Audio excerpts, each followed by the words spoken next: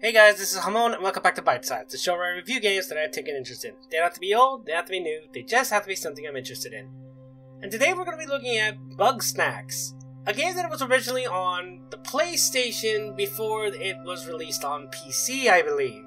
I'll probably correct myself later on, but that's what I can assume what I'm saying right now. In any case, the game is very interesting, taking place in a world that you are a journalist that has gone to one Snack-Tooth Island to look for one Elizabeth something or other in hopes to interview her for her findings of the titular creatures. But arriving there, you find that she is missing and her village that she helped found is scarce. So you basically go on a journey to find everyone that originally lived in a village, bring them back, hopefully find Elizabeth and figure out what on earth is going on. Along the way, you'll obtain various gadgets that will help you in your endeavors to capture Bugsnax and thus unlock new adventures and all that. And that's really it. As much as I want to spoil the rest of it, it's been interesting.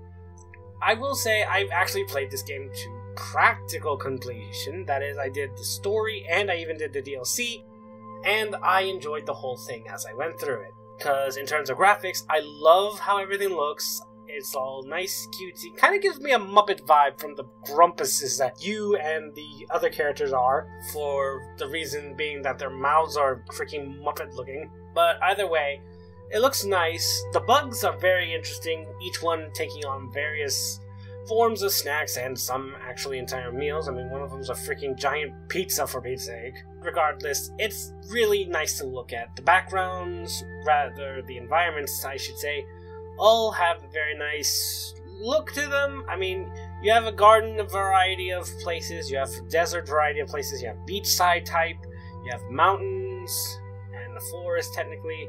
And then the DLC one, which is a jungle with ruins in it. All of them look incredible and very clean, for what I can say. Now, the bugs are really cute. I like them. Each one is very unique in its territory, even if they are basically variants of a different bug. For instance, you have the red raspberry in the simmering sands, if I'm saying that right, and then you have the black raspberry in sizzling sands. I think it's actually Sizzling Shore, but I probably am going to correct myself at that moment. But either way, they are essentially the same thing, but they do look very much different. And I actually appreciate that. Like, sure, their sounds are a similar thing, but what can you do? I mean, you don't expect them to suddenly make a whole new set for something that's essentially the same thing. In any case, that was kind of rambling. I will say that in terms of the monsters, it's kind of where the gameplay goes in, because the whole point of the game is to explore the island and capture these Bugsnax. And by capture, I don't mean like Pokemon type of capture that you use them to fight other monsters or anything. No, you just catch them and you feed them to the other grumpuses. Because it apparently turns out you're actually allergic to them. So you can't eat them at all. Which is interesting. Either way, you're just happy to help the others.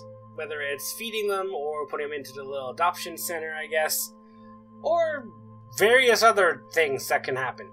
Either way, it's interesting to figure out how to capture these things, because some of them are very basic, that you just set down a little trap and you wait for them to come into the trap, but then you catch them. Some of them you have to use the stunner device to stun them before you can catch them in a little bug net. Others you have to do various different things in order to catch them. To give you an example of this, there is a creature called the Hot Cheepoof, which is essentially a flaming hot Cheeto puff, and it's in a volcano, flying over lava, and it's on fire. So even if you were to bring down the Cheepoof, the moment you try to grab it, you could burn. So how do you get it? Well, I'm sure there's other methods to this, but this is the way I found best to do it. I went to the nearest part of the beach and found a Sherby, and after capturing, of course, this was a while after capturing it, I placed it on a launch pad, leading it by its favorite food, launched it across the river of lava that separates it from the rest of the beach.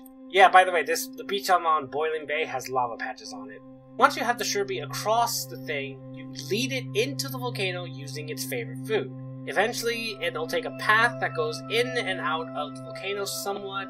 Afterwards, you set up a new launch pad, hoping that the other inhabitants in the volcano do not burn it first. And with the right timing, launch the Sherby into the hot Cheepoof. And at that point, you better hope that the Cheepoof doesn't land on lava or anywhere that you can't reach it, because otherwise you are basically screwed. And with that said, it was interesting, all in all. There's even bosses in this game that are very interesting because it requires your know-how of how to use different tools and such to deal with it. And that's all I'll really say for the main storyline. For the backup, it adds a new mechanic, which is a shrink powder, because all the monsters on there, the Bugsnax, are all at least twice, if not 10 times the size. And thus, you have to shrink them in order to stun them and capture them for some of them, because there's a creature called the Tikara Masala. Yeah, I'm back. This is Editor Hamon, and I'm just gonna correct what I was about to be said. The creature's name is a Tikara Masala, based on Tiki Masala, obviously, and a cicada. Now, to capture this thing, all you have to do, in terms of what I did, is set up a launch pad near the water, get the shrink stuff, and once the Tikara Masala gets into range, you put the shrinks off onto the launch pad, launch it, and then you have to make sure it's over the water when you do this next part. Set up a stun trap so that when it flies through it, it lands in the water where you can catch it because it is spicy. So you will get burned if you try to catch it before it gets in the water. Other than that, you're good to go. Alright, we cool? You give me 5. All in all, it's a very interesting whole thing, and I would definitely say if you want to check the game out, I definitely would recommend it. It is available on Xbox Game Pass for free, of course, as usual. You just have to be a Game Pass subscriber to get it. Otherwise, it is available on these consoles at the price at the lower left hand of the screen.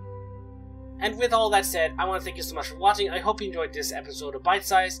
If you did, please leave a like, favorite, and subscribe to the channel for more videos like this. Hit the bell so you know when the next videos come out, and I will see you next time. Bye!